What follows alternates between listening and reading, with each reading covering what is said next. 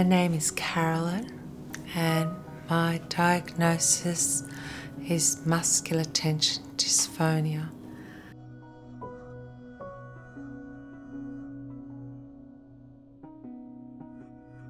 I was diagnosed just after Easter, and my life was pretty busy with 3 children, and I was working full time, so maintaining a busy work schedule and family and running around a lot, I guess. But it was great. It was just, I guess, full of life and felt that I had an awful lot to give and do, and never had enough time.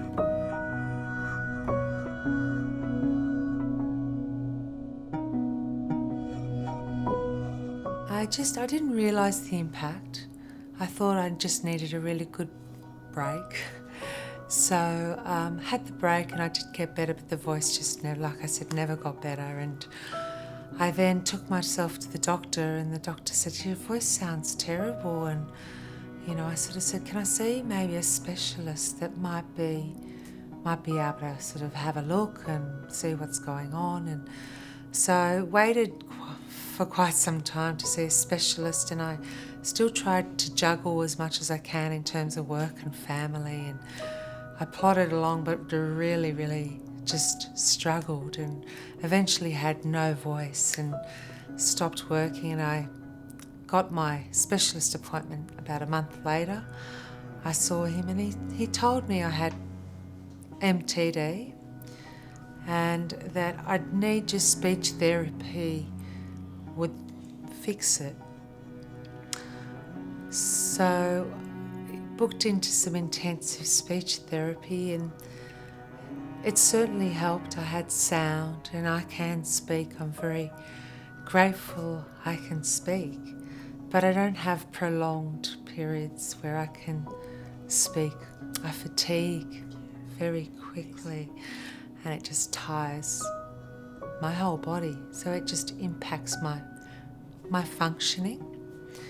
So this is as good as it's gotten in the last 6 months, which is fantastic, but it's not good enough in the sense of being able to socialise and being able to go back to work. So the difficulty has been that, I'd need a couple of months of speech therapy and it'd be okay, but it hasn't. It just has lingered on.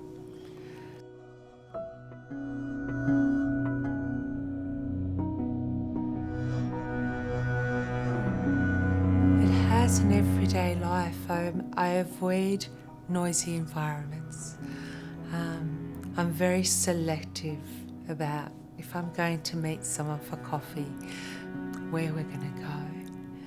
I haven't been able to go to a birthday party or any sort of noisy restaurants or anything like that, or invite, I guess, a lot of people over.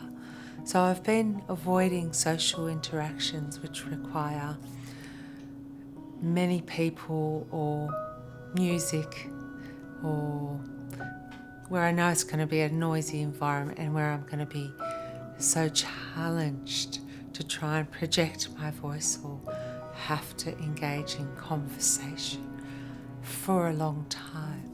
I haven't worked. I've asked if I can return doing suitable duties, but they really want me back full-time doing a teaching role. So that's been upsetting in the sense of wanting to try and get back to some normality, and it's been really difficult trying to, I guess, negotiate a transition to help me return back full-time in 2020.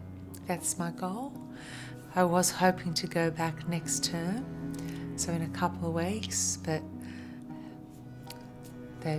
my speech pathologist therapist has said no, not quite yet. You just need maybe a lesson here and there in the week, and work's sort of said, it's not probably going to work, but I've asked if I can do some volunteering work or just come in on a casual basis. So we're sort of trying to work something out, which is good. I think they're starting to understand. They don't understand the vocal disorder, and they're learning as well a little bit more about it. And I guess I need a bit more support in the transition, you know, where I've said I can work in the library. My teaching role is a bit more challenging because I'm a PDHPE teacher. So I'm not in a controlled indoor environment. So when I've got my students who are collaborating, I can't talk over the top of them, or when they're bouncing balls, or when they're in a swimming pool. And so that's just really, really difficult for me. So work don't quite understand that challenge. So I'm grateful that I can return as a casual teacher that is an indoor environment and doesn't require, you know, so much vocal instructions and teaching as such. It's more, it's more less supervising role and giving a few instructions. So that's a really good starting point for me, but being able to return to work is really important. And financially, you know, we can't survive on one income, and that's the other reason. So that's put a little bit of stress on my relationship with my family.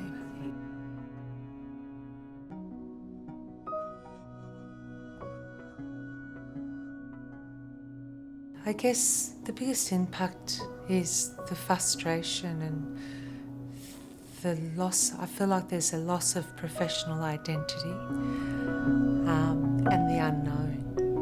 What's the reality? You know, will I be fit for a full-time teaching role? Well, something was posted on the site about social gatherings. Someone posted something on there about social gatherings, no thanks. And I went, wow.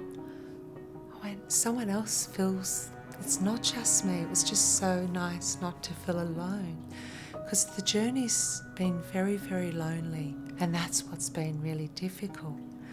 So that post, I shared that with my family and close friends, just so they could get some insight and understand how I felt.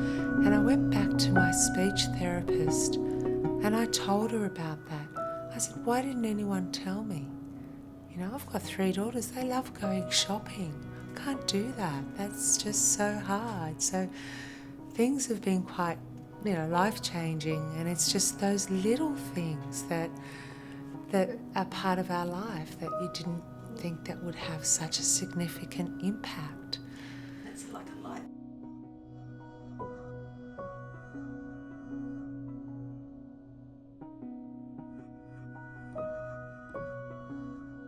There has been progress.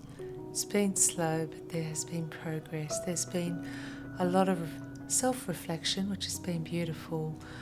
A lot of time to give to others in a different way. So I have an elderly neighbour who I'm able to spend a bit more time. She just wants some company. And I help her.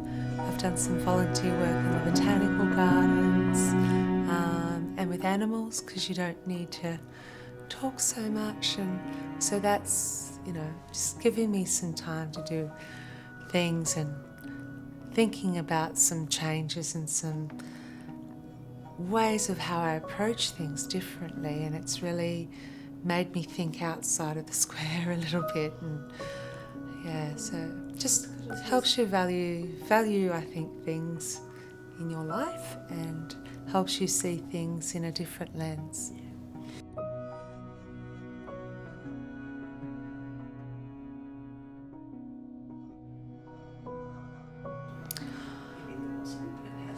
There wasn't as such, I don't think. I think it was not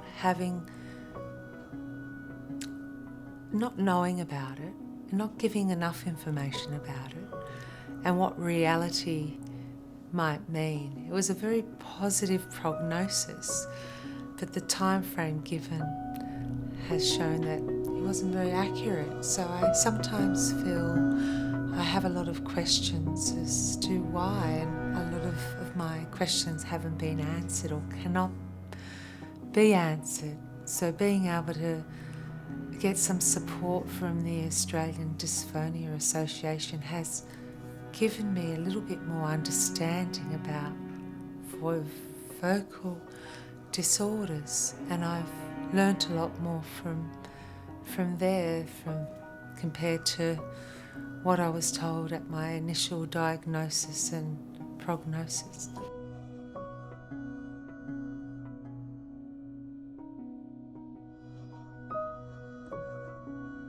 There has been progress. It's been slow, but there has been progress. There's been a lot of self-reflection, which has been beautiful. A lot of time to give to others in a different way. So I have an elderly neighbour who I'm able to spend a bit more time, and she just wants some company. And I help her. I've done some volunteer work in the botanical gardens and with animals, because you don't need to talk so much, and so that's, just giving me some time to do things and thinking about some changes and some ways of how I approach things differently, and it's really made me think outside of the square a little bit, and so just helps you value I think things in your life, and helps you see things in a different lens.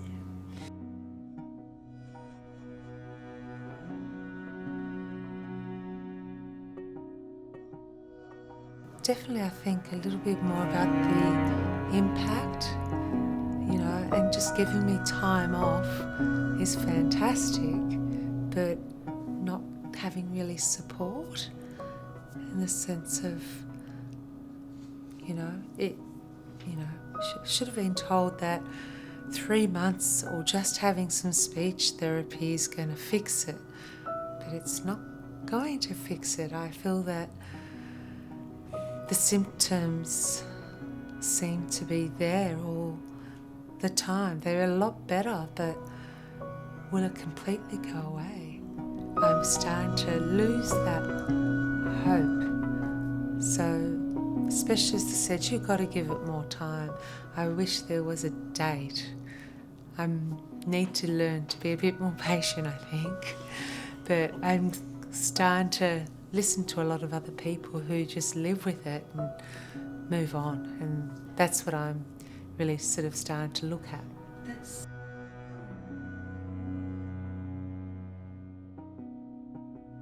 Oh, you're sick. I think that is the worst thing. I went into, if I have a really bad day and don't have sound, I get told that I'm sick. And that's really upsetting because I'm not sick. My family, my parents are really supportive, but they don't really understand. Initially, with my diagnosis, my mother would call me every day and asked if I was better today. Are you better today? Your voice isn't sounding better. I said, no, I have to get off the phone.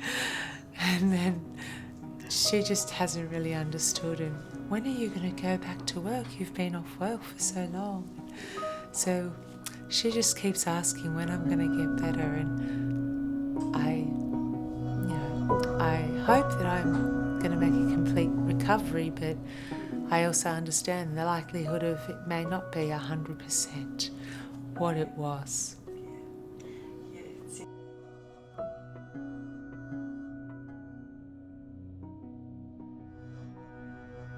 I guess the tips would be to understand it better, I think. I get really frustrated at times, and they do too, and for them not to raise their voice, because it hurts me when they raise their voice, and I feel like I need to raise my voice and I just can't. And it's just that frustrating moment. And the difficulty just simply communicating. We have a very open plan home, so the acoustics is not good. So there's a lot of miscommunication. There's a lot of knocking on the walls when I want attention, or when I want, the children to come downstairs for dinner. It's just those things, and they're learning to live with it a lot better. Just the little things, getting in the car. And I have 3 teenagers, and they just want to put up the music really loud, and I just can't talk over the music, and so just having a quieter environment, they're really good at understanding that now and understanding my cues. Just being patient and understanding what it's like living. And that takes time. It does.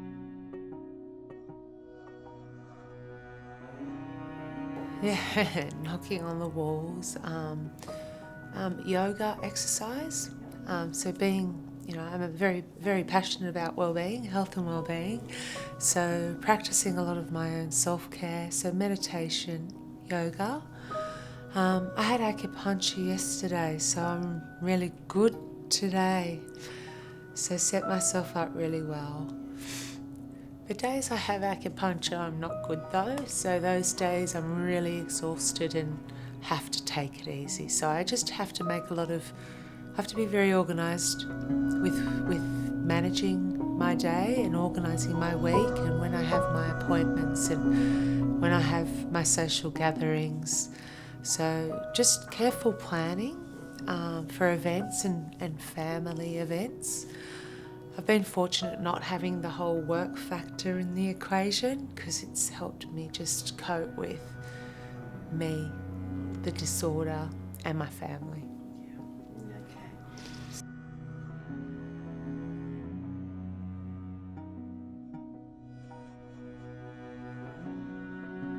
I would love to be an advocate for promoting more self-care for teachers, of how to look after their voice, because I would really take for granted going out to sporting carnivals and supporting my students and cheering at the top of my lungs and coming up with different cheers for houses of the school I'd work in, and just taking advantage of my voice and not knowing how to look after it. And I think there needs to be, for a lot of the sort of teaching courses that we do and when we graduate, is understanding the importance and the value of voice when we teach, because it's our voice is our bread and butter. It's a tool of trade. It is. So that's, I think, probably taking more care of my voice. I mean, I never smoked, and I never, did things that would adversely harm my voice, apart from that voice use, prolonged voice use, and projecting it at a very high level, and losing it, and I've lost my voice, and just powering through.